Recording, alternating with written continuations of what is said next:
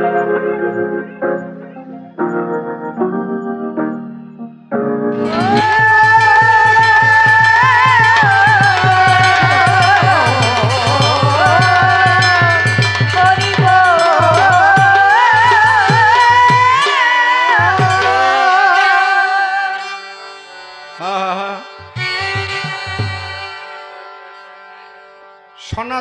সূক্ষ্ম তত্ত্ব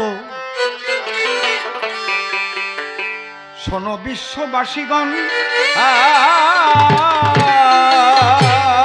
সনাতনের সূক্ষ্ম তত্ত্ব শোনো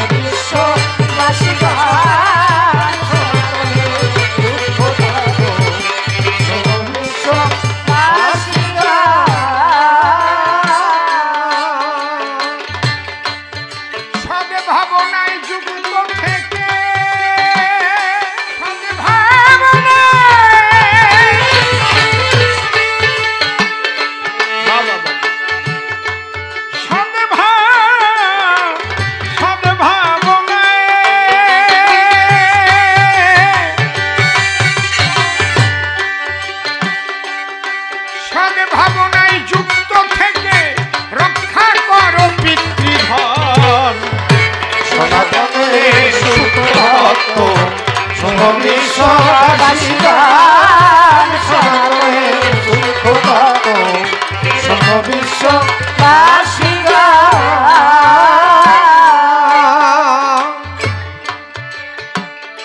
সুরগুলো ঠিক করতো, কানে লাগে না। আর গুণ বর্ণিয়া শেষ বেদে করতে না রে।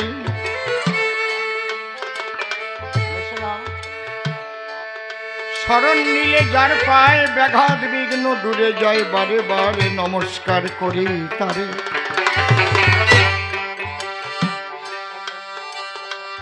পরে বন্দি মায়ের চরণ, যে পদ বিপদ হরণ ভব সিন্ধু তরণের একমাত্র উপায়। যে পদ ভাবিলে পরে আপদ হরে বিপদ হরে, জীবগণে ধ্রুব মোক্ষ পায়। মনরে একবার হরি বল, এ নাম দুর্বলের বল। নাম বিনে কি আছে বলে ভব সংসারী। যে জন করে হরি চিনতে, হরি করে তার চিনতে, অন্তে জীবকে নিয়ে যায় সে ভব সিন্ধু পারে। তাই বলি মন রসনা, কে যে বিষয় বাসনা, কেলে সোনা রূপা সোনা কর সার। ওই যে হরি দীনবন্ধু, পাইলে তার কৃপা বিন্দু, ভব সিন্ধু সেদিন হবি পার। হরি হরি হরি বল, হরি মন শিক্ষা করে শেষ বক্তব্য করিব বেশ। ছোট ছোট সবিশেষ সবার মধ্যে জানাই নিবেদন। আজকে বিশেষ বিষয়ে কবি গান এসেছেন যত ভক্ত প্রাণ। হারমোনিয়ামটা আর একটু কমা। আমি প্রথমেই করেছি সবার চরণ বন্দন। বাবা সুরজ সবাই এসে প্রশ্ন করেছে আমার পাশে, কারক গোসাই সূক্ষ্ম শব্দ কেন করলো সংযোজন? এই সূক্ষ্ম তত্ত্বের মানে কি বাবা আমার কাছে বলো দেখি, শুনবে আজি যত ভক্তগণ।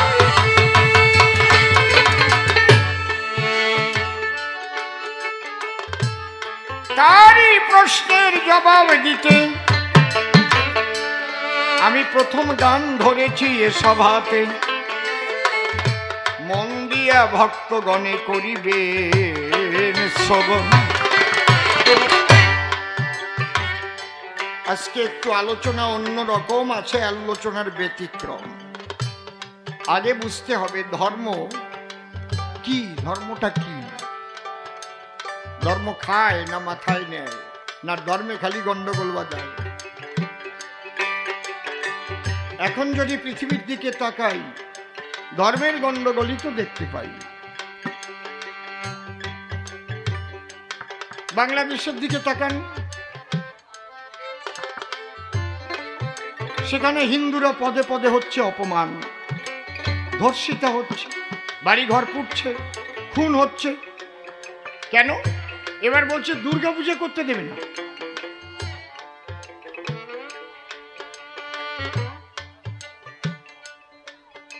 আচ্ছা, যখন আমরা মানুষ হয়ে জন্ম নিয়েছিলাম তখন কি আমরা কোনো ধর্মের দাগ নিয়ে জন্মালাম নাকি? আপনারা বলুন, কোনো ধর্মের দাগ কি আমাদের গায়ে ছিল? আক্কাস আলীর ছেলে হয়েছে না অসীম সরকারের ছেলে হয়েছে, হাসপাতাল থেকে 2 ছেলেকে এনে যদি দিই আপনাদের কাছে বেছে বের করতে পারবেন যে কোনটা কার ছেলে? চিহ্ন থাকে কি? তাহলে আমরা আগে মানুষ হই, সেই মানুষের কথা যদি আমরা না কই, ধর্মের নামে যদি আমরা হানাহানি করি, শুধু বাংলাদেশে নয় ভারতবর্ষেও অনেক জায়গায় হয়, আপনারা জানেন নরনারী। তাহলে ধর্মটা কি? এটা কি শুধু গন্ডগোল করার জন্য সৃষ্টি হয়েছে নাকি? যে তোমার ধর্মের সঙ্গে আমার ধর্মের মারামারি করব? না। গন্ডগোলটা কখন হয়? ধর্ম 3টে জিনিসকে বাহন করে দাঁড়ায় রয়। 3টে। কি কি? একটা হচ্ছে ধর্মীয় সংস্কৃতি, একটা ধর্মীয় সাহিত্য, আর একটা ধর্মীয় দর্শন।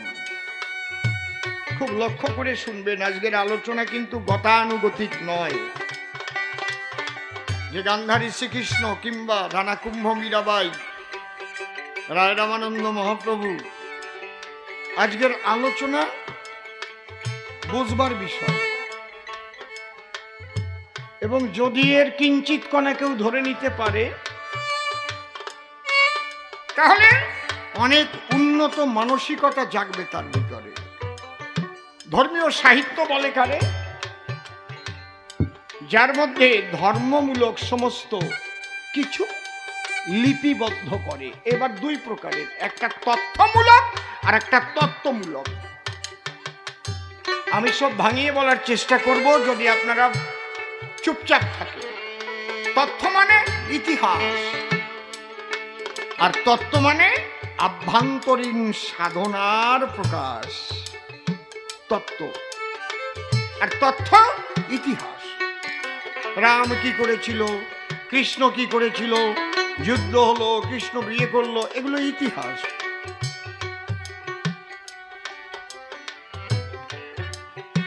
কিন্তু হনুমান কি করে তার নিজ মন্দিরে রাম সীতার যুগলে দেখালো? এটা কোন তত্ত্বের উপর হয়েছিল? এটা হচ্ছে তত্ত্ব।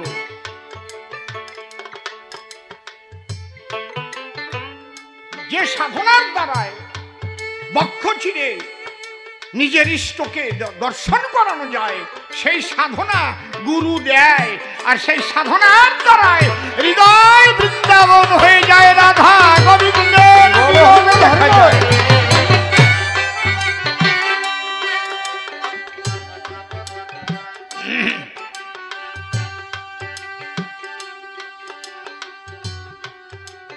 তাহলে একটা তত্ত্বমূলক, একটা তথ্যমূলক, এর উপরে দাঁড়ানো আছে।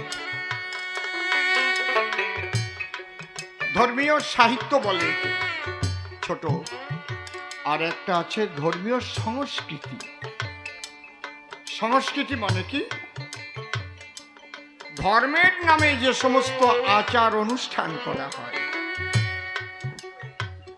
মুসলিম ভাইদের রোজা তাদের সংস্কৃতি, নামাজ 5 ওয়াক্ত তাদের সংস্কৃতি, আজান দেওয়া তাদের সংস্কৃতি।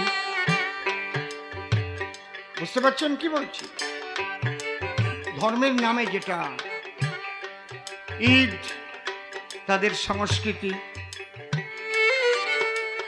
এই যে সংস্কৃতিগুলো পালন করে, তারপর আর একটা কি, কোরবানি, তাদের সংস্কৃতি। আমাদের সংস্কৃতি আরো আছে, ওনাদের সংস্কৃতি, জলসা, তাই না? আর আমাদের সংস্কৃতি কীর্তন, রামায়ণ, কালী পূজা, দুর্গা পূজা, দোল, রাস, ঝুলন, এগুলো আমরা করি, আমাদের সংস্কৃতি। বুঝতে পারছি? যখন ধর্মীয় সাহিত্যের ভিতরে অপসাহিত্য প্রবেশ করে তখন সমাজের ক্ষতিকারক হয়। এমন কিছু মানুষ তারা নিজেদের স্বার্থ পূরণের জন্য কিছু জঘন্য জিনিস সাহিত্যের মধ্যে ঢুকিয়ে দেয়। আর ধর্মীয় সংস্কৃতির ভিতরে যখন অপসংস্কৃতি প্রবেশ করে তার দ্বারা সমাজের ক্ষতি করে। দিনের নবী হযরত মুহাম্মদ জীবনে কোনোদিন নিরামিষ ছাড়া খাননি। ছোট, আমার কথার উপর দিয়ে উঠবে না, আর যেন বলতে না হয়, আমার দিকে লক্ষ্য রাখ। তিনি নিরামিষ আহার করতেন, নিরামিষ খেতেন। যীশু খ্রিস্ট নিরামিষ খেতেন। বুঝতে পারছেন কি বলছি? নবীজির জীবনী পড়ে দেখেন, আমি পড়েছি, এমনি এমনি বলছি না। আমার ঘরে কোরআন আছে, হাদিস আছে, নামাজ শিক্ষা আছে, নবীজির জীবনী আছে। নবীজি কুরাইশদের সঙ্গে তার বহুবার যুদ্ধ হয়েছে। একবার 13 জন সাহাবী, আমরা বলি শিষ্য ভক্ত, আর মুসলিম ভাইরা বলে সাহাবী, 13 জন সাহাবীকে নিয়ে হীরা পর্বতে গিয়ে নবীজি পালিয়েছেন। নবীজিকে বহুবার যুদ্ধ করতে হয়েছে। কুরাইশদের সঙ্গে যুদ্ধে নবীজির দুটো দাঁত ভেঙে গিয়েছিল পাথরের আঘাতে। এবং নবীজি উঠে যাওয়ার আগে, দেহ রাখার আগে, হযরত আলী জিজ্ঞেস করেছিল, ওনার জামাই, নবীজির জামাই, যে তোমার মাথার পাগড়িটা, উষ্ণিসটা কে পাবে?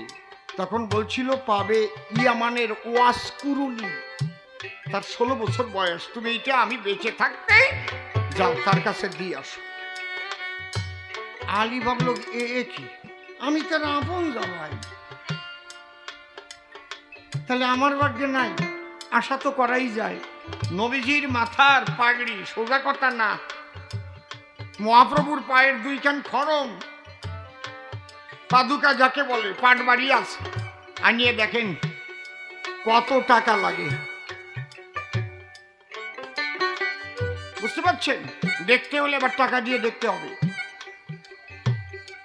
তখন ওই উষ্ণিস সঙ্গে না নিয়ে দেখতে গেলেন হযরত আলী, কাকে? ইয়ামানে ওয়াস কুরুনিকে। গিয়ে দেখে 16 বছরের একটা ছেলে, একটাও দাঁত নাই তার গালে, বোরা। তখন জিজ্ঞেস করছে, তোমার 16 বছর বয়সে দাঁত ছাড়া কেন? তখনও 2 চোখের জলে ভেসে বলল, তুমি জানো না, যেদিন আমি শুনলাম কুরাইশরা পাথর দিয়ে আঘাত করে নবীজির 2টো দাঁত ভেঙে দিয়েছে, সেদিন ভাবলাম আমার নবীজি কত ব্যথা পেয়েছে, তাই আমি নিজে পাথর দিয়ে গুটিয়ে গুটিয়ে আমার সব দাঁত আমি ভেঙে ফেলেছি। ভক্ত কারে কয়? এমনি এমনি পাবে নাকি পাগড়ি? কয়জন মেয়ারা জানে? জিজ্ঞেস করেন।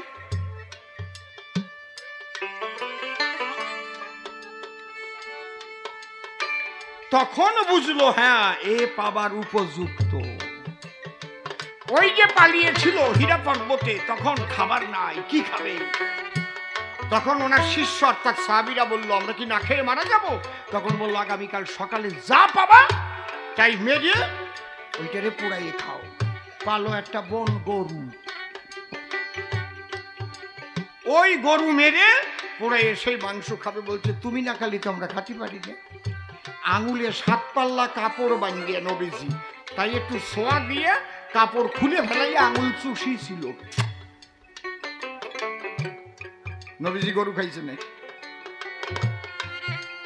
সংস্কৃতির মধ্যে অপসংস্কৃতি যখনই ঢুকবে তখনই সমাজের কি হবে? অধঃপতন হবে। ভারতের বাইরের কোন মুসলমান গরু খায়? বলতে পারবে? আমি দুবাই গান গাইতে গেছি নিজে, শারজা ইসলাম রাষ্ট্রে। সেদিন লন্ডন থেকে এলাম। ভারতের বাইরে কোন মুসলমান গরুর মাংস খায় না। যে কুরবানির মাংস ইসলাম রাষ্ট্র থেকে বাংলাদেশে যায় বা ভারতে আসে, একটাও গরুর মাংস না, দুম্বা। এই দুম্বা কুরবানি কখন থেকে হয়েছিল? ইব্রাহিমকে গায়েবী বাণীতে মানে দৈব বাণীতে বলেছিল আল্লাহ তাআলা যে তুমি সবচাইতে যা ভালোবাসো তাই আমার জন্য কোরবানি দিতে নিয়ে এসো। ওনার ছেলেরে উনি ভালোবাসতো, তার নাম ইসমাইল। যেমন ওই দাতা কর্ণের ছেলে কেটে দিছিল, ওই যে ঠিক ওই রকম। যখন 7 পাল্লা কাপড় পরে খঞ্জর ধরে ইসমাইলকে কোরবানি দিতে গেল, কাপড় খুলে দেখে তাই ইসমাইল আর সেখানে নাই। সেখানে দুম্বা কোরবানি হলো। দুম্বার পাছার থেকে মাংস কেটে পড়িছে। এখনো দুম্বা আছে, পাছার থেকে মাংস কাটলে ওরা বাঁচে, মরে না, জীব হত্যা হয় না। আমি যদি মেয়াদের বলি তোমরা এই গরু কাটা শিখলে কোন জায়গার কি, তো আমার উপর চটিয়ে যাবেন, খাও গে, আমার কি। এই যে হিন্দুরা পাঠা বলি দেয়, কেন দেবা? কেন পাঠা বলি দেবা, মহিষ বলি দেবা? আমাদের সংস্কৃতিতে আছে নাকি? পাঠা বলি দিতে হয় কোন পাঠা? দেহের মধ্যে 6টা পাঠা, দেবানিশি ঘটায় লেঠা, কাম ক্রোধ লোভ মোহ মদ মাৎসর্য যারে কয়। যোগ শাস্ত্র দেখো পড়ে জ্ঞানের খড়গ ধরে, সেই 6 পাঠার বহির্মুখী স্বভাব মা কালীর দ্বারে বলি দিতে হয়। পড়ে দেখেন ভাগবত খানি, কালী পূজা করেছে রাধারানী। কাত্যায়নী ব্রত যারে কয়, কাত্যায়নী মহামায়া মহাযোগী নদীশ্বরী নন্দ গোপসুতম দেবী পতি মে কুরুত নম। রাধারানী কি পাঠা বলি দিয়েছে? ব্রজালয় কি রামপ্রসাদ পাঠা বলি দিয়েছে? ভব পাগলা পাঠা বলি দিয়েছে? এই যে সংস্কৃতির মধ্যে অপসংস্কৃতি ঢুকিয়ে সমাজকে বিষাক্ত করেছে এক শ্রেণীর মানুষ, আর ওটা এখন নারীর সঙ্গে জড়ায় গেছে। ত্রিপুরা 14 দেবতার মন্দিরে ডেইলি অন্তত কম করে 150 পাঠা কাটে, বেশি কাটে, কোনদিন 500, 1000 হয়ে যায়। আমি সিপিএম আমলে গান গাইতে গিয়ে মন্ত্রী অনিল সরকার প্রয়াত, তাকে বলেছিলাম এগুলো কেন? বলে এগুলোর বিরুদ্ধে বলবেন না, তাহলে ভোট পাবো না। আমি বললাম আমি আসরে না কয়ে ছাড়বো না নাকি? খবরদার, তাহলে আমাকে ভোট কাটিয়ে যাবেন। বুঝতে পারছেন ব্যাপারটা? তাহলে সাহিত্যের মধ্যে অপসাহিত্য ঢোকে। আর দেখবেন বিভিন্ন শাস্ত্র গ্রন্থে শুধু ব্রাহ্মণদের বিজ্ঞাপন লেখে, এই ব্রাহ্মণকে দান করলে এটা হয়, ব্রাহ্মণকে এই করলে এটা হয়, ঘোড়ার ডিম হয়।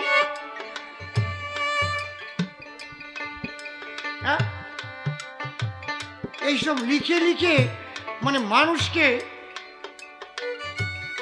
রাগ করতেছেন নাকি আপনারা? হ্যাঁ, ব্রাহ্মণকে দান করলে হয়, সেই ব্রাহ্মণ পাবা কোন জায়গায়? পাবা কোথায়? সুতো সুতো নিলে কি ব্রাহ্মণ বলে?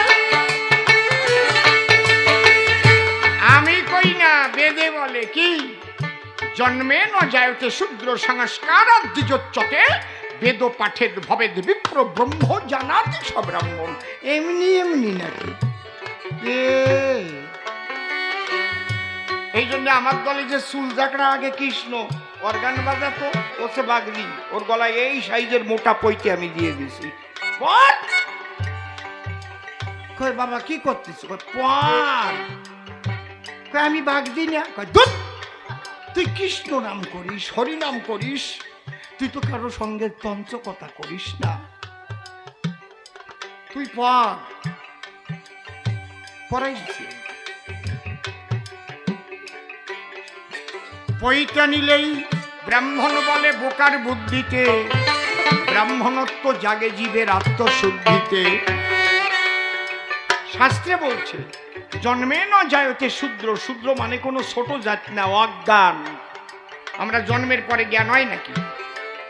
কি জন্মে না জায়তে শূদ্র সংস্কারাৎ দ্বিজোচ্যতে, দশবিধ সংস্কারের দ্বারাই দ্বিজনম হয়। দ্বিজ যেমন যে লেখাপড়া জানে না, যখন লেখাপড়া শিখলো তার আর একটা জন্ম হলো। বুঝতে পারছেন? যখন গুরুর দীক্ষা নিল তার আর একটা জন্ম হলো। রাধে রাধে নিতাই গৌর হরি বল। সে বুঝতে শিখলো, তাই তো? শুধু জাগতিক শিক্ষাই শিক্ষা নয়, বুঝতে শিখ। এরকম দশবিধ সংস্কারে কি হয়? দ্বিজ। আর বেদ পাঠের ভবেদ বিপ্র,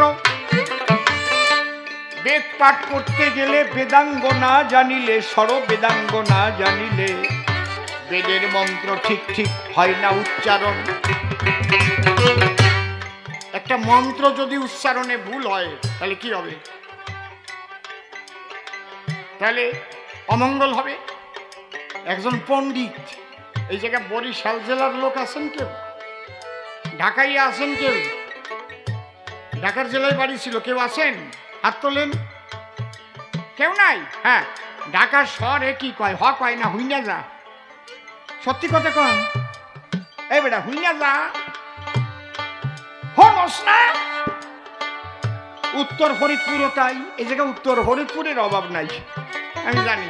ওই যে আমার বাবাজি নীলকমল, উত্তর ফরিদপুর। হুইনা যা হস না।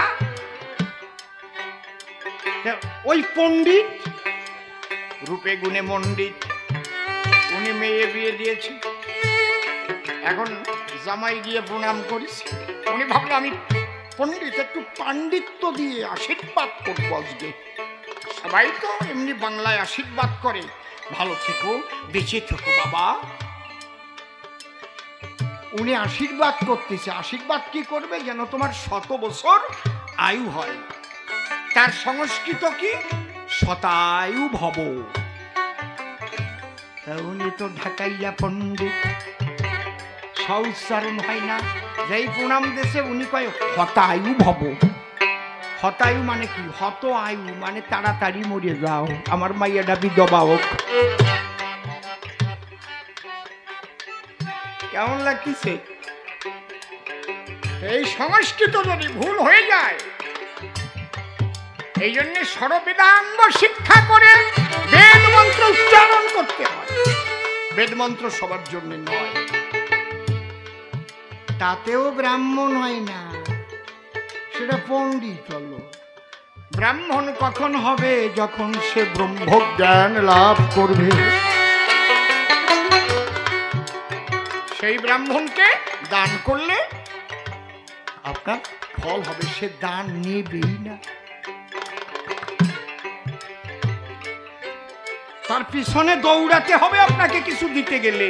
অত সোজা না।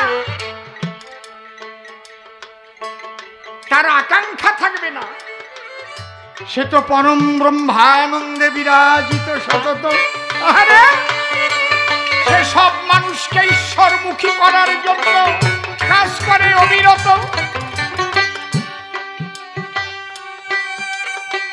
এইবার আমরা আসি ধর্মীয় দর্শন।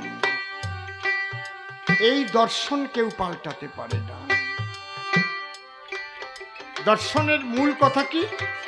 সদা সত্য কথা কহিবে, পিতৃধন রক্ষা করিবে। হিন্দু, মুসলমান, খ্রিস্টান, বৌদ্ধ, শিখ, জৈন, পার্সি, যত ধর্মের মানুষ আছে হোক না যে দেশি, কেউ বলতে পারবে মিথ্যা কথা বললেই আল্লাহ তারে তাড়াতাড়ি দয়া করে। পারবে বলতে? মিথ্যা কথা বললে গড তাড়াতাড়ি আসবে চলে, পারবে কি? পারবে না। এটা হচ্ছে দর্শন, বোঝা যাচ্ছে? এই জন্য ব্যাসদেব কি লিখলেন? সত্য রূপং পরম ব্রহ্ম, সত্য হি পরমং তপ, সত্য মূলা ক্রিয়া সর্বা সত্যাৎপরতর। সত্যের উপরে আর কোনো সাধনা নাই, সত্যকে ধরা চাই। হাদিসে কি লেখা? যার ঠিক আছে ঈমান সে খাঁটি মুসলমান, ঈমান ঠিক আছে। বাইবেলে কি লেখা? Truth is god, god is true. সত্য ঈশ্বর, ঈশ্বরই সত্য। বাবা পাগলা কি বললেন? কইতে শিখো সত্য কথা, এতে যদি হয় তোর মরণ, অমর ফুলে রইবে গাথা। সত্যের জয় চিরকাল, ঝড় তুফানে ভাঙে না হাল। চুবনে খেয়েও বাঁচে তারা, তাদের জীবনে যায় না বৃথা। দেখেছেন তারক গোসাই কি লিখলেন? লয়ে নিজ নারী ব্রহ্মচারী সচ্চরিত্র রবে, হাতে কাম মুখে নাম সত্য কথা কবে। পর সত্যি পরপতি কভু না স্পর্শিবে, তুমি না ডাকিলে হরি তোমারে ডাকিবে। সত্যবাদী জিতেন্দ্রিয় হইবে কোজেই, না থাকুক তার ক্রিয়া কর্ম হরি তুল্য সে। বলে না গুরু কৃষ্ণ বৈষ্ণব ভেদ ভেদ করবে না এক। হ্যাঁ এটা ঠিক। সেই বৈষ্ণব যদি সত্যবাদী হয় তাহলে সেই বৈষ্ণবের সেবা করলে সেই সেবা আমার মহাপ্রভুর কাছে পৌঁছায়, আমার গোবিন্দের কাছে পৌঁছায়।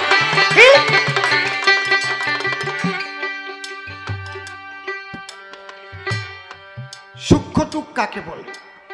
ইসলাম ধর্ম, খ্রিস্টান ধর্ম, হিন্দু ধর্ম, শিখ ধর্ম, জৈন ধর্ম, পার্সি ধর্ম, এর মূল যে কথা যেটুক পালন না করলে তুমি যত পোশাক পরো আর যত দাড়ি রাখো আর যত মালা দিয়ে গা ঢাকো আর যত টুপি পরো, আল্লাহও পাবা না, কৃষ্ণও পাবা না, রামও পাবা না, হরিও পাবা না। ওইটুকু হচ্ছে সূক্ষ্ম জিনিস। এবার হরি ঠাকুর সেই সূক্ষ্মটুকুই বলতে এসেছেন। তাই আমার তারক গোসাই বললেন, মানব কুলে আসিয়া যশমন্ত সুত হইয়া জন্ম লইয়া সফলা নগরী, প্রচারিল গুরু গম্য সূক্ষ্ম সনাতন ধর্ম, জানাইল এ জগৎ ভরি। বলে নাই তো প্রচারিল গুরুগম্ব, জানাইল মতুয়া ধর্ম, এটা কইছে নাকি?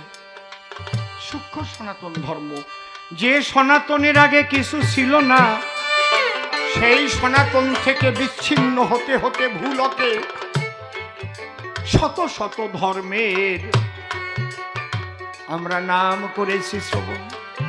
কিন্তু এর সব ধর্মের সূক্ষ্ম যেটুকু আমার হরি ঠাকুর বলেছেন সেইটুকু শ্রীমান মহাপ্রভুও বলতে চেয়েছিলেন, তাই অন্য কিছু নয়। আমি যাচ্ছি সেই আলোচনা, খুব লক্ষ্য করে আজকে কথাগুলো শুনতে বলেছি। এই কথাগুলো যদি বিশ্ববাসী সবাই মেনে নেয় তাহলে ধর্মীয় গণ্ডগোলই থাকবে না, কিন্তু মানবে তো না। মানবে না যারা গণ্ডগোল বাঁধানো কথা কয়, তাকে কথা মানবে না। বুঝতে পারছেন কি বলছে? তাহলে এই সূক্ষ্মটুকুই হচ্ছে কি, তোমার ভাবনাটা সৎ হতে হবে প্রথম, মন আর মুখ এক করতে হবে।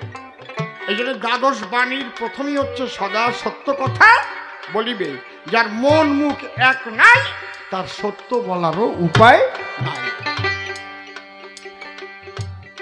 সদা কহ সত্য বাক্য, মনে মুখে রাখো ঐক্য, নিজে হয়ে কর্মদক্ষ, কর্তব্য করো পালন।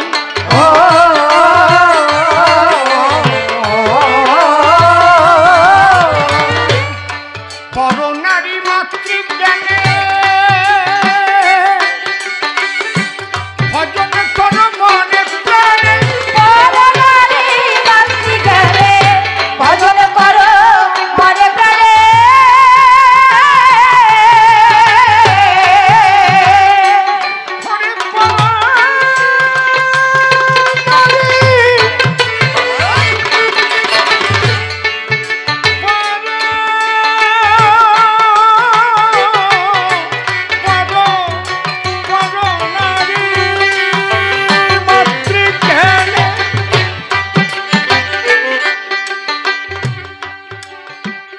এই হরি ঠাকুরের কথা মূল সনাতনী যে সূক্ষ্ম কথা যদি বিশ্ববাসী মেনে নেয়,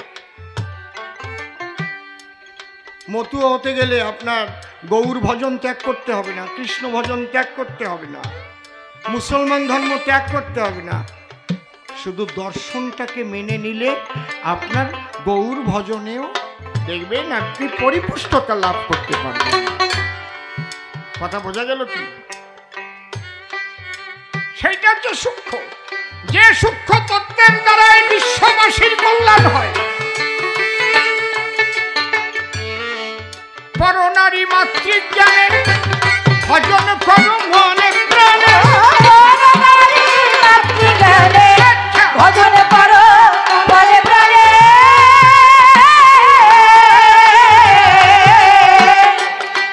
সতত রেখো স্মরণে, সতত রেখো স্মরণে শ্রীগুরু রই শ্রীচরণ। সনাতনে শোনো বিশ্ববাসী সনাতনে সত্য তত্ত্ব, শোনো বিশ্ববাসী। আগামী কালকের থেকে পৃথিবীর সব মানুষ সত্যি কথা কবে, আর বেবিচারে পিতৃধন নষ্ট করবে না। সৃষ্টি রক্ষার জন্য নারী পুরুষ মিলন হবে, তাছাড়া এক বিন্দু পিতৃধন বেবিচারে নষ্ট করবে না। এই পৃথিবী থাকবে না, স্বর্গের চাইতে উন্নত হয়ে যাবে। দেব দেবতারাই মানুষের পূজা করবার জন্য নেমে আসবে। যে দেব দেবতার পূজা আমরা করি তো ওরা নেমে আসবে আপনার পূজা করবার জন্য। এইটাই হচ্ছে সূক্ষ্ম তত্ত্ব। আপনি কিসের মালা নিয়েছেন, আপনার মস্তক মুন্ডন করেছেন না মস্তক ভরা কেশ আছে, ওইগুলো দিয়ে বিচার হয় না প্রভুর কাছে। বিচার হয় মন দিয়ে, কর্ম দিয়ে, সাধন ভজন দিয়ে। এইবার সবকিছুর মূল কথা বললেন হরি ঠাকুর কি? মাতা পিতার প্রতি ভক্তি রাখবে। এটি হচ্ছে একদম মাতা পিতা গাছের গোড়া, হরি গাছের ফল।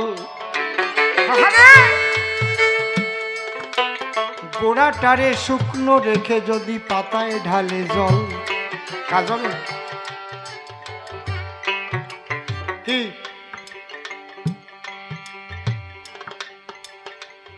গুরুচাঁদ ঠাকুরের এক ভক্ত, হরিচাঁদ ঠাকুরের পুত্র গুরুচাঁদ ঠাকুর কলা বাগান লাগাইছে,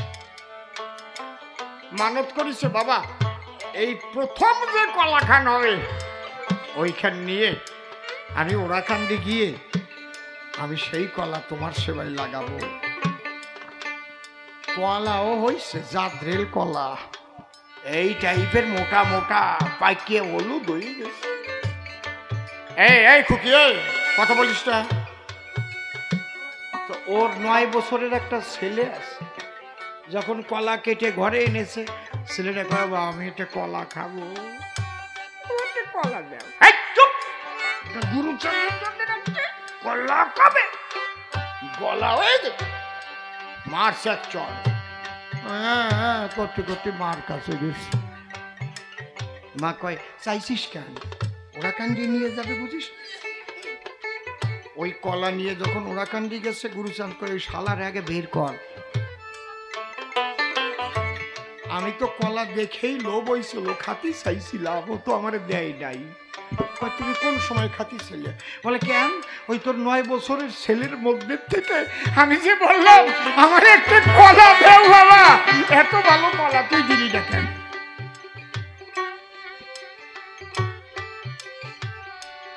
এর নাম গুরুচাঁদ ঠাকুর। বোঝা গেল?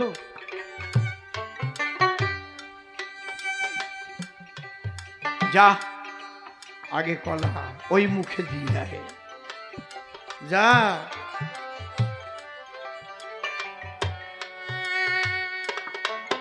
সেই কলা নিয়ে বাড়ি গিয়ে তার ছেলেকে কোলে নিয়ে সেই কলাটাকে শুলে শুলে খাওয়ালো। তারপরে গুরুচাঁদ ঠাকুর কলা খেল। বুঝতে পেরেছেন কি বলছি?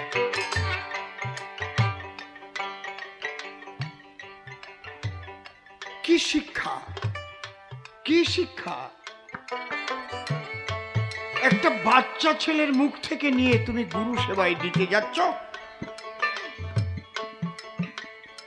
তুমি পিতা, আর যদি ওই বাচ্চাটা খেলে গুরুদেব যদি বলতো ওটা একটু হয়ে গেছে, আমার কাছে আনলি কেন, কে ফেলে, সেই গুরুর পূজা করা তোমার দরকার নাই, দরকার নাই বলছি।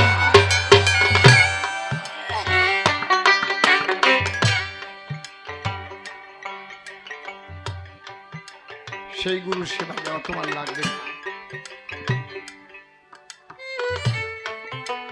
তাহলে মূল কথা কি? সত্য আর ব্রহ্মচর্য মূল কথা বোঝা গেল। সত্য পালন করতে গেলে মন মুখ আপনার এক রাখতে হবে। মন একরকম, মুখ একরকম হলে হবে না। তারপরে কি? গোড়ার কথা, মাতা পিতায় ভক্তি করবে। বলছে শিব জ্ঞানে জীব সেবা, যে যতটুকু পারো দেবা, না পুজিলেও দেবী দেবা, হবা প্রেমের মহাজন।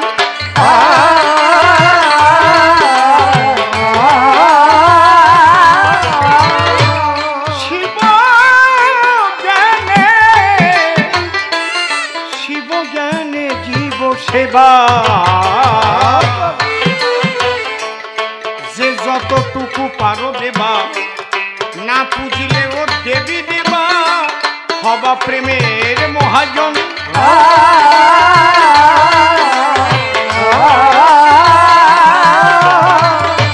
ওই মাতা পিতার চরণ তলে পূজা দিও ভক্তি ফুলে, মাতা পিতার চরণ তলে পূজা দিও ভক্তি ফুলে।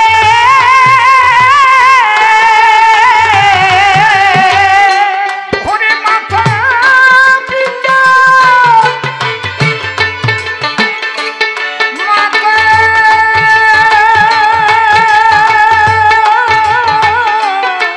মাতা পিতার চরণ তলে। আজকে দেখা যায় গুরু ভক্তি যা তুলনা হয় না। গুরুর চরণ ধুয়ে জল খায়, আর মা বাবা খেতে পায় না। এরকম দেখা যায় না? কথা কন, বুড়োর দল কথা করছে না কেন?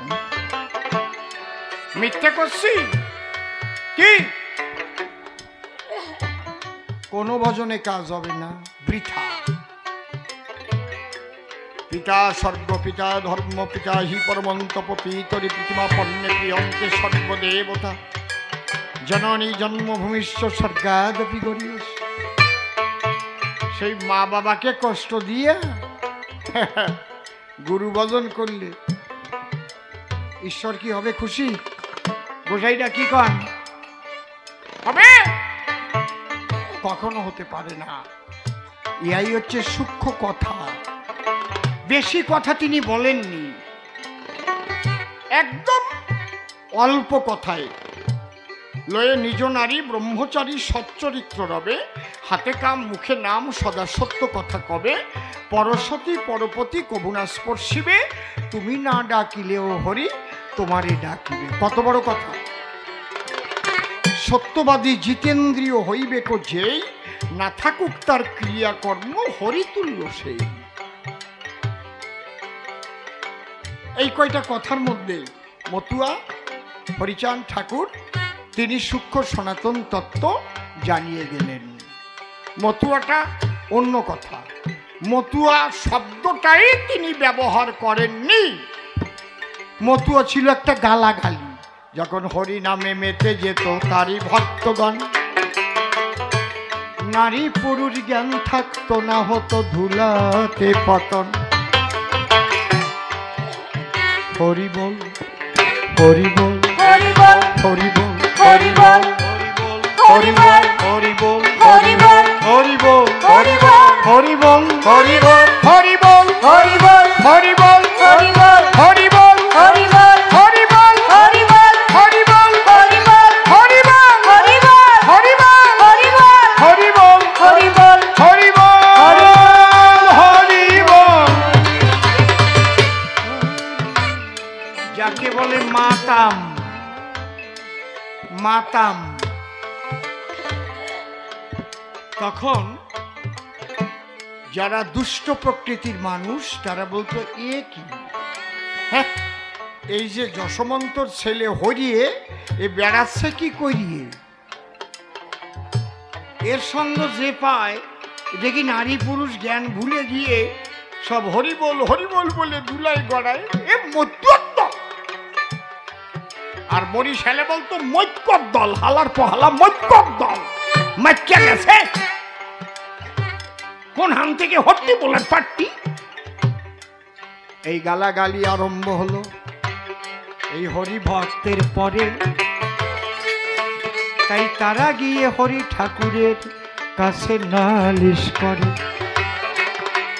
ও ঠাকুর এ তুমি কি শিখালে একটু বুঝাও বলি, আমরা হরি নামে মেতে গিয়ে শুনি কত গালাগালি। কি বলে গালাগালি দেয়, বলে মতুয়া মতকুয়া হট্টি বলার পাট্টি। বলে মতুয়া খুব ভালো রে, মতুয়া শব্দটা খুব ভালো। কিরকম ভালো, কয় যে যার ইষ্ট নামে মেতে যায় তাকেই মতুয়া কয়, মেতে যাওয়া মতুয়া। এই মেতে গিয়েছিল ব্রজের রাধারানী, তাই তার কাছে প্রেমে হেরে গেল কৃষ্ণ চিন্তামণি। রাধা কৃষ্ণ নামে মেতে গিয়েছিল, কৃষ্ণ কৃষ্ণ কৃষ্ণ কৃষ্ণ বলতে বলতে রাধার বাহ্যিক জ্ঞান শূন্য হয়ে যেত। বিশাখা বলতে এ ললিতে, আরে দেখ দেখ দেখ দেখ রাধা কি মারা গেল রে? বলে না না, ওই কানে কৃষ্ণ নাম দে। আবার কৃষ্ণ নাম দিলে রাধা হইত চেতন। আরে মতুয়ারা হরি বলে হয় যখন ধুলাতে পতন, যখন বাহ্যিক জ্ঞান শূন্য হয়ে যায় কানে আবার ওই হরি নাম দিলে হরিবল বলে ভাসে আবার নয়ন জলে।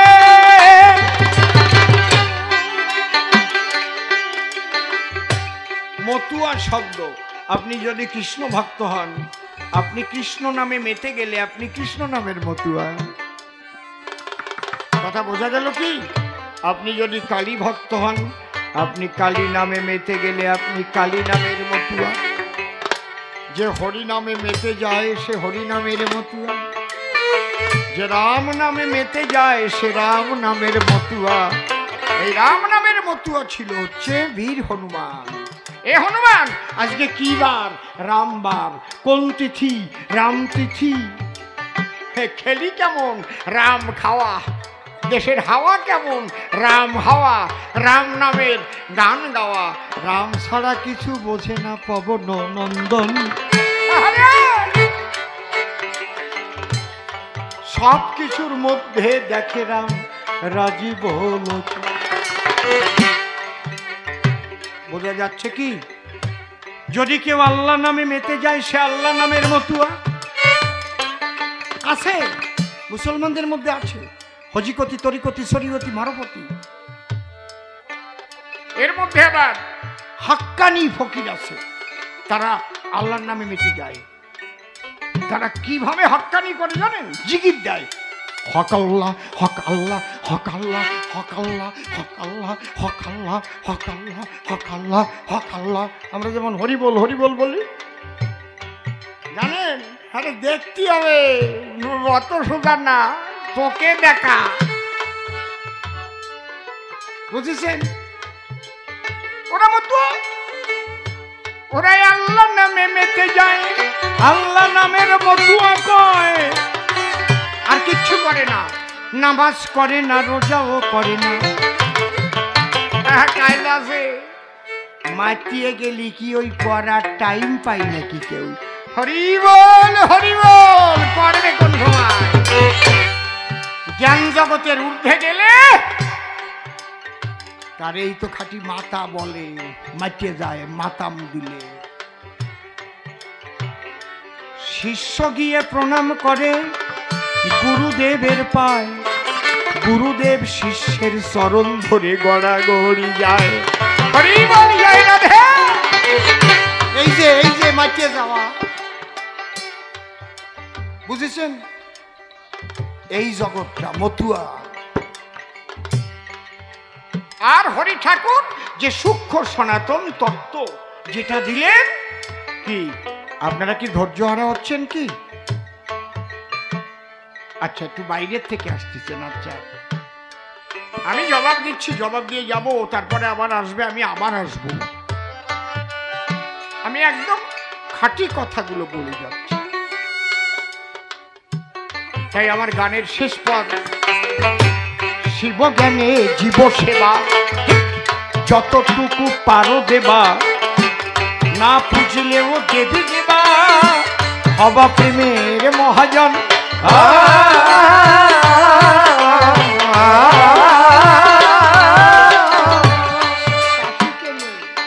মাতা পিতার চরণ।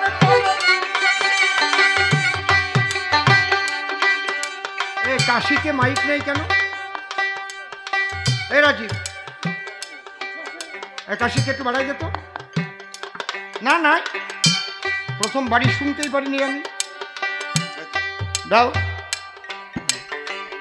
বাহ, দাও, এবার তো বাড়ি দাও তো, কি শোনা যাবে? হ্যাঁ, সাউন্ড নাই বলে ওইরকম নিয়ে প্রথম বাড়ি দিবা। প্রথম শুধু ঢোল শুনছি, কাশি নাই। মাতা পিতার চরণ তলে পূজা দিও ভক্তি ফুলে, মাতা পিতার চরণ তলে পূজা দিও ভক্তি ফুলে।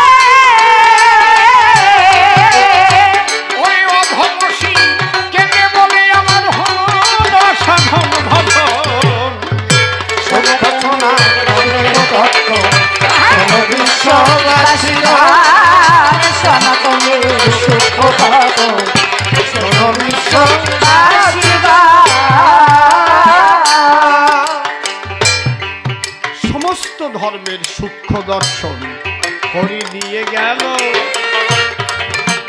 এই জন্য সূক্ষ্ম শব্দ ব্যবহৃত হলো। আমাদের হিন্দু সনাতনের মধ্যে বহু মত পথ আছে গো, আছে বহু সাধন পদ্ধতি, কিন্তু কোনটা হবে আসল মূল রীতি? তুমি গৌর ভক্ত হও, কৃষ্ণ ভক্ত হও, কালী ভক্ত হও ভাই, যেটুকু রক্ষা না করলে কোনো ভক্ত হওয়ার কায়দা নাই। সেটা সত্য আর ব্রহ্মচর্য, এইটা রক্ষা করা চাই। তাই না হলে পোশাক পরা তোমার হবে জীবনের বালাই।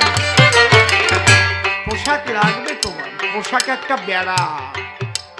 পোশাক আপনি তিলকটা ধারণ করলে, মালাটা নিলে, একটা অসৎ মানুষের সঙ্গে কথা বলতে গেলে ওটাই বাধা দেয়। তোর গলায় মালা আছে রে, আর ওর মুখে মদের গন্ধ, তুই সরিয়ে যায় জায়গার থেকে, ঠিক না? তোর কপালে তিলক আছে, আবার অনেকে তিলক কেটে মালা নিয়ে মদ গাঁজা খায়। আমি তাদের কথা বলবো না, দাঁড়াইয়ে ধর্মরাজ এরকম আছে, আমি দেখছি নিজে, মিথ্যে কথা কব না, সত্যি মাইরি চোখ শুয়ে করছে। কি বলবো বলেন? যদি আমি পোশাক পরে পোশাকের মূল্য না দিতে পারি তাহলে পোশাক না পরাই ভালো, তার চাইতে সদবদ্ধভাবে চলাই ভালো নাকি? কেউ তো বলে নাই তোমার পোশাক পরতেই হবে। আমি কি সবসময় এরকম এই পোশাক পরি, এই কাপড়, এই পাঞ্জাবি এরকম পরি নাকি? এটা আমি এখন কবি গান গাইতে উঠেছি, তাই। কবি গান কি পাজামা পরে গাওয়া যায় নাকি? তাহলে আমাদের যে মূল স্রোতটা নষ্ট হয়ে যায় না? তাও তো জি বাংলায় যাইয়ে দুটি পাল্টাই ফেলেছি, দেখলাম অত বড় প্ল্যাটফর্ম, রাজার বেশেই যাব নাকি? ওখানে যারা বসে থাকে রাজার বেশে, ওরা বসে থাকে দেখি, আমার মনে আছে ভাবো আমিও একটু সেজে গুজে ওই প্ল্যাটফর্মে দাঁড়াবো। যেমন বাবা গুরুচাঁদ ঠাকুর যখন তাকে সম্বর্ধনা দেবার জন্য তৎকালীন লাল দরবারে ডেকেছিলেন, ছোট সুন্দর ডেকে, তখন গুরুচাঁদ ঠাকুর বলেছিলেন কলকাতার থেকে আমার জন্য রাজ পোশাক নিয়ে আয়। মতুয়ারা বলেছিল বাবা আমরা হচ্ছি গামছা পরা মতুয়া, আমরা হরিনাম করি, দুলাই গড়াই, তুমি আমাকে বাবা তো তুমি রাজ পোশাক পরবা কেন? রাজ দরবারে যেতে গেলে রাজ পোশাক পরেই যেতে হয়, আর তোরা যাতে ভবিষ্যতে রাজা হতে পারিস আমি প্রথম রাজ পোশাক পরে তার উদ্বোধন করে দিয়ে যাচ্ছি। এর নাম গুরুচাঁদ ঠাকুর। তখন তার নাম হয়েছিল রাজর্ষি গুরুচাঁদ। রাজর্ষি গুরুচাঁদ, সেই ছবিটা দেখেন লাট দরবারের, কি সেই স্যুট কোট টাই বাঁধা, মাথায় সেই পাগড়ি, বুঝতে পারছেন কি বলছি? কত দূরদর্শী সম্পন্ন ব্যক্তিত্ব। হরিবল, এক একটা জায়গার একটা পোশাক আছে, সেই পোশাকের মর্যাদা যদি আমি দিতে না পারি তাহলে সেই পোশাক আমার পরা উচিত না, বুঝতে পারছেন? কিন্তু পোশাক পরলেই সাধু হয় না, ভৈরবী লাগা। এই জন্য ভবা কি বলছে, যদি মনকে সাধু করতে পারো ধরো সাধুর বেশ, যদি মনকে সাধু করতে পারো ধরো সাধুর বেশ। দেখার মতো দেখছেন তিনি, দেখার মতো দেখছেন তিনি, ওরে দেখার মতো,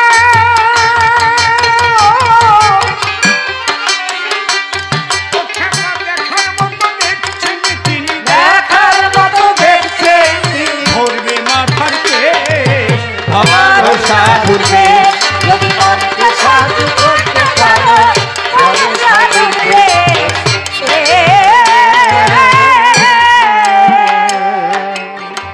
মনটাকে যদি তুমি সাধু করতে পারো, ভবা বললেন, তাহলে সাধুর বেশ দেবে। কিন্তু মন যদি তোমার দুরাশয় হয়, মন যদি তোমার দুশ্চরিত্র সম্পন্ন হয়, তাহলে সাধুর বেশটা পরে প্রকৃত সাধুদের লজ্জা দিও না, বদনাম করো না বাবা। কি বাবা, ঠিক কিনা? মন ঠিক করো। আজকে আপনি কি সভাপতি ঋত্বিক? আপনাকে বলছি, আপনার হাতা কাটা সাদা জামা তো? আপনি কি শ্রী ঠাকুর অনুকূলচন্দ্রের ভক্ত? দেখেন ওই সাদা হাতা কাটা জামা ওনারা কিন্তু কারা পরে? আর একটা এই যে কালো পেড়ে ধুতি কারা পরে, হাতে একটা লাঠিও থাকে। কোন কারা? ঠাকুর অনুকূল চন্দ্রের ভক্তরা পড়ে। এটা একটু দাও। তাই তো নাকি? ওরা দেখলেই বলে জয় গুরু দাদা, জয় গুরু, তাই তো? কতগুলো ব্যাপার আছে ওখানে। সস্তয়নী, এটাকে তার পরিপক্কতা লাভ করতে হবে। ঠাকুর বাণী দিয়েছেন কি? যজন যাজন ইষ্টভৃতি করলে কাটে মহাভীতি। যজনটা কি আর যাজনটা কি? যজন মানে নিজে সাধনায় সিদ্ধি লাভ করা। তুমি যেভাবে সাধনায় সিদ্ধি লাভ করেছো ওইটাকে যাজন করা, মানুষকে জানানো। তা আমি যদি সিদ্ধি লাভ না করি তো জানাবো নাকি? আমি লন্ডনে গেছিলাম, চোখে দেখে এলাম, কি কি দেখলাম এটা আপনাকে বলতে পারবো। বই পড়ে বলা আর দেখে এসে বলা এক জিনিস হবে না, বলি সভা তলা। কিরে শুদ্ধ রে লাগাচ্ছিস কেন? আমার বাজা।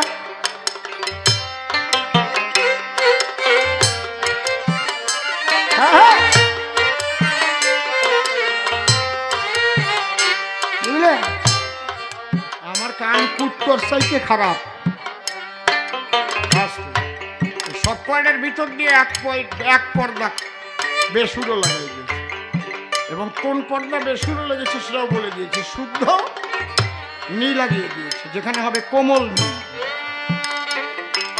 আস্তে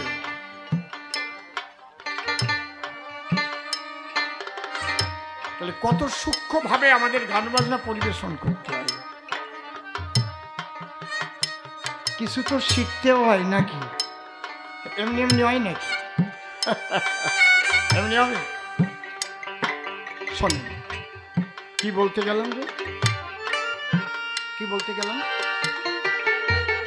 একজন বলুন। ছোট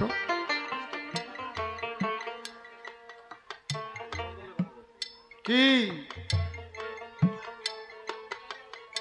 বলো বাবা? আসতে। আচ্ছা, যজন তারপর যাজন। আমি যদি যজনে সিদ্ধ না হই তাহলে আমি যাজন করব কি করে? তাই শ্রী ঠাকুর ভবা পাগলা বলছে, সাধু নয় রে মুখের কথা, সবাই যার চরণে নয় মাথা, যার চরণে নয় মাথা, যার চরণে নয় মাথা। দেখো নেমে আসে সব দেবতা, নেমে আসে সব দেবতা। একটু আগে বললাম না যে দেবতারা আসবে সাধু সেবা দেওয়ার জন্য। নেমে আসে সব দেবতা, নেমে আসে সব দেবতা ছেড়ে সর্বদেব। ভরসা ভুলবে যদি মনকে সাধু করতে পারো, ভরসা ভুলবে।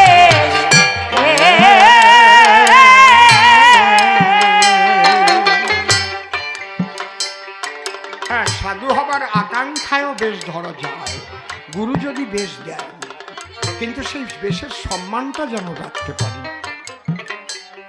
এটা হিসেব করে চলতে হবে।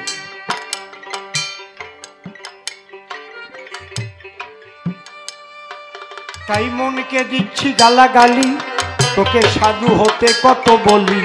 মনকে দিচ্ছি গালাগালি, সাধু হতে কত ঠাকুর ভবা পাগলা ঘুরছে খালি, ভরা পাগলা ঘুরছে খালি। ভবা পাগলা, ভবা, ভবা পাগলা, ভবা পাগলা, ভবা পাগলা।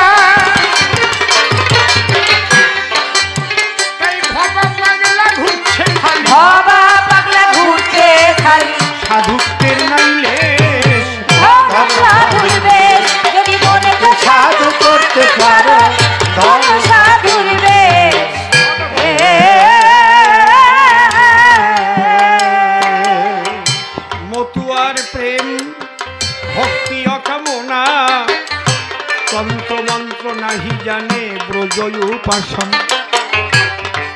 ভালো প্রশ্ন করেছো বাবা, একদম ঠিক। যারা মতুয়া হয়, সে কৃষ্ণ নামের মতোই হোক, কালী নামের মতোই হোক, রাম নামের মতোই হোক, তারা আর কোনো তন্ত্র মন্ত্রের ধার ধারে না। একটা কথা শুনে যান, কৃষ্ণ দর্শন, কালী দর্শন, রাম দর্শন, হরি দর্শন, এক কথায় তার ইষ্ট দর্শন যদি পেতে হয় তাহলে মতুয়া না হয়ে কোনোদিন পাওয়া যায় না, ওই নামে মেতে যেতে হয়। যদি কেউ মনে মনে ভাবে যে 749টা ব্রাহ্মণ এনে পণ্ডিত এনে মা কালীর পুজো দিয়ে কালীরে জাগবে, ওরা সব বসে মন্ত্রোচ্চারণ করবে, যা দেবী সর্বভূতেষু শক্তিরূপেণ সংস্থিতা নমস্তস্যৈ নমস্তস্যৈ নমস্তস্যৈ নমো নমঃ, যা দেবী সর্বভূতেষু ভক্তিরূপেণ সংস্থিতা নমস্তস্যৈ নমস্তস্যৈ নমস্তস্যৈ নমো নমঃ, যা দেবী সর্বভূতেষু জ্ঞানরূপেণ সংস্থিতা নমস্তস্যৈ নমস্তস্যৈ নমস্তস্যৈ নমো নমঃ। কোটি কোটি কোটি কোটি কোটি কোটি কোটি কোটি জনম বসে ওই মন্ত্র পড়লেও মা কালী দেখা দেবে না।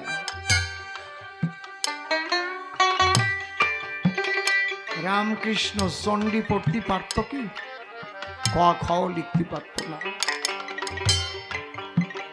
ক লিখতে পারত না রামকৃষ্ণ, এক অক্ষর লেখাপড়া জানত না।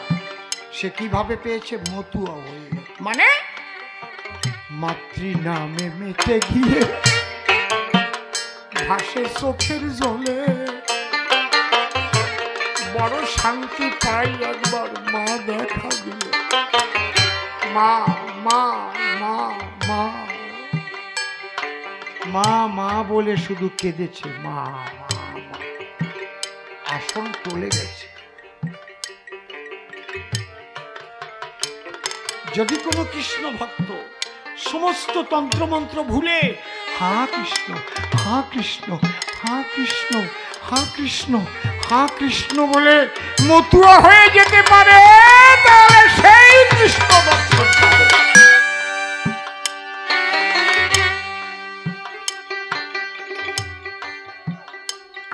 বোঝা যাচ্ছে কি আমার কথা? এই খাঁটি কথাটা এবার হরি ঠাকুর কহিলেন। আহা হারে, আর সেই প্রেমের নিদর্শন প্রথম দিয়েছে মধুর ব্রজধামে শ্রীমতী রাধা রানী এবং ব্রজের সখীগণ। একবার রাধা কৃষ্ণ প্রেমানন্দে হরি হরি হরি হরি হরি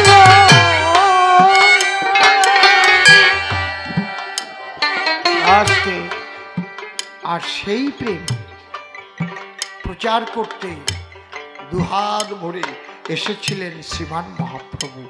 বাধা দিল কারা একটু ভেবে দেখুন ভাই, তৎকালীন ব্রাহ্মণ সমাজ বাধা দিল তাই। তারা দেখলো একই এসে বলছে হরের নাম ওইব কেবলম প্রহুনাস্তে বনস্তে বনাস্তে বগতিরন্যথা, এ কলিজীব একমাত্র হরিনাম, ভিন্ন তোমাদের আর অন্য গতি নাই। এসে সবাই মিলে একবার প্রেমানন্দে হরিনাম হরিনাম গায়। তাহলে আমাদের এতদিনে তন্ত্রমন্ত্র সব শেষ হয়ে যাবে। আমরা যে করিয়ে খাচ্ছি, মাথায় কাটাল রেখে কোষ খাচ্ছি, আর তো খাচ্ছি পারবো না। আমাদের ঘরের ছেলে, হ্যাঁ, ওকে মার, ওকে ভাগানো দিয়ে থেকে। কি অত্যাচার হয়েছে মহাপ্রভুর উপরে ভাবতে পারেন? চিন্তাও করতে পারবেন না। যে কুলে তিনি জন্ম নিয়েছিলেন, তথাকথিত ব্রাহ্মণ কুলে, তারাই সবচাইতে রেগে উঠেছিল ফুলে। বাবা, আমার কথা আপনাদের খারাপ লাগতেছে না? হ্যাঁ, একদম খাঁটি খাঁটি কথা বলতেছে। বাবা সুরজ রে, ওই ব্রজপ্রেমী দিতে এসেছিলেন আমার মহাপ্রভু। আমার মহাপ্রভুর সেই ভাব যদি সবাই মেনে নিত তাহলে হরিচন্দ্রের আসার দরকার ছিল না রে। কিন্তু মহাপ্রভুর বাজারে আমার নিতাই গৌর চলে যাবার পরে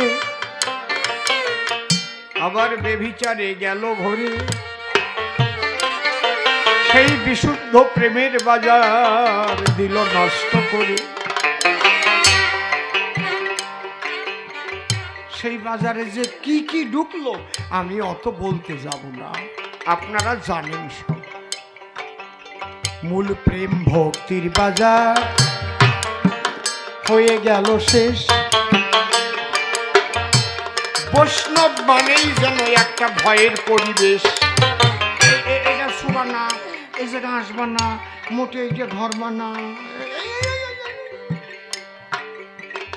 ঠিক বলছি না বেঠিক বলছি?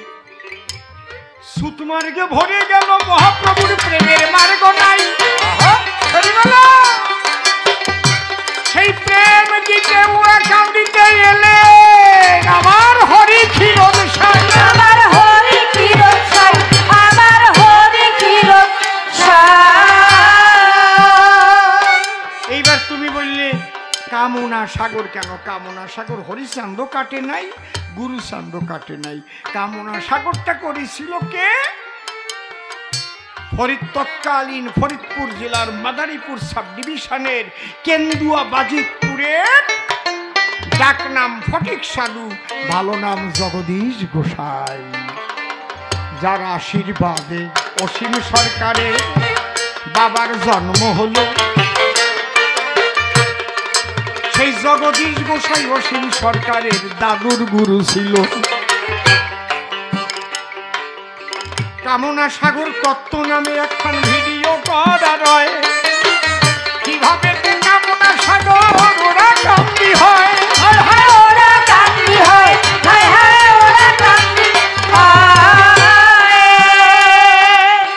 নিশ্চয়ই অনেকে আপনারা দেখেছেন। এটা একটা কাজ হয়েছে। এই অকামনা প্রেম ভক্তি কি সবাই বুঝতে পারে? মায়াবদ্ধ জীব যায় কিছু কামনারই তরে।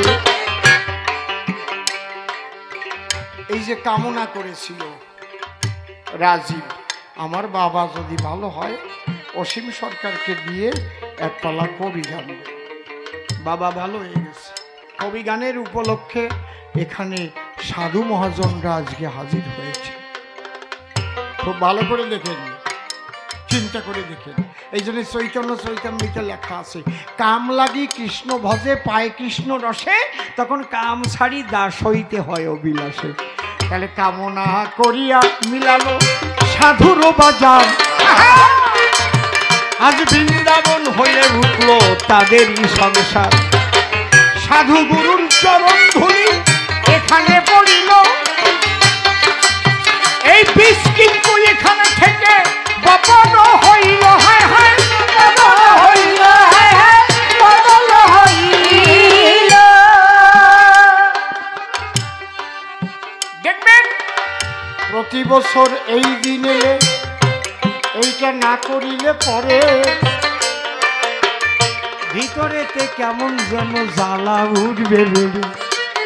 যেটা মানত করে করা হয়েছিল এখানে, আর এরপরে মানত না, এমনি এই যে আনন্দ সাধুগুরু বৈষ্ণবের আগমনে, এই আনন্দের বাজার, এই আনন্দের কণা, বৈষ্ণবের চরণধুলি, হরিভক্তের চরণধুলি যখনে পড়িল, ওই চরণধুলি হৃদয়ে তাদের স্পর্শ দিল। এর একটা ক্রিয়া আছে। এরপরে কামনা ছেড়ে দিয়ে মিলাবে মধুর বৃন্দাবন। বৎসরে বৎসরে আসবে যত ভক্তবান, হায় হায় যত ভক্তবান, হায় হায় যত ভক্তবান। আমিও বলে গেলাম, রাজীব যদি আমার প্রতি বছর ডাকে আমি আসবো তোমার ডাকে, যতদিন বেঁচে আছি। যদি আমার অন্য কোনো রকম কোনো অসুবিধা না থাকে, তুমি ডাকলে আমি আসবো, কথা দিয়ে যাও। এরপরে যে আসবো সেটা কি ওই মানতের গান গাইতে আসবো কি আনন্দের গান গাইতে আসবো। ওর ব্যবহারে সন্তুষ্ট আপনারাই আশীর্বাদ করে যাবেন যারা ভক্ত শ্রেষ্ঠ। আপনাদের আশীর্বাদে যেন সব দিক পরিপুষ্ট হয়। একবারে প্রেমানন্দে উলুধ্বনি হরিধ্বনিরা ওদের মঙ্গলের আশায়। হায় হায় মঙ্গলের আশায়, মঙ্গলের আশায়। এইবার আমি ছোট্ট একটা কথা বলি, আর একটু বলিনি। ওই ভবা পাগলাও ওই কয়টা কথাই বলেছেন, সূক্ষ্ম সনাতনের কথাই বলেছেন উনি, যেটা কৈতেশিক ও সত্য কথা। এতে যদি হয় তোর মরণ। আর উনিও পিতৃধন রক্ষা কথা বলেছেন, মাতা পিতাকে ভক্তির কথা বলেছেন। বাবা, তিনটে জায়গা গিয়ে এই কলিতে আনন্দ পাবা। আমার ব্যক্তিগত মত নিয়ে আমি বলছি, বাড়ি গিয়ে মিলাই নিও। কি? প্রথমত, যদি সত্যি সত্যি সাধু সঙ্গ পাও, সেই জায়গা গিয়ে মনের খোরাক পাবা। তাদের চারিধারে একটা তরঙ্গ, প্রেমের তরঙ্গ রে বাবা।